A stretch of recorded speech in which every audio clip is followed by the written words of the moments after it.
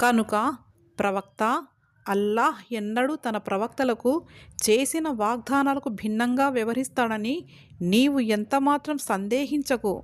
అల్లాహ్ శక్తిమంతుడు, ప్రతీకారం చేయగల సమర్థుడు.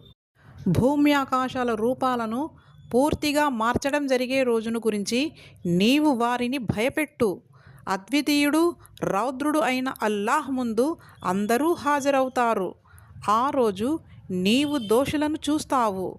వారి చేతులు, కాళ్ళు బేడీలతో బంధించబడి ఉంటాయి. వారు తారు వస్త్రాలను ధరించి ఉంటారు. అగ్నిజ్వాలలు వారి ముఖాలను క్రమ్ముకుంటాయి. అల్లాహ్ ప్రతి వ్యక్తికి అతను చేసిన దానికి ప్రతిఫలం ఇచ్చేందుకు ఇలా జరుగుతుంది. లెక్క తీసుకోవడానికి అల్లాహ్కు ఎంతో ఆలస్యం కాదు.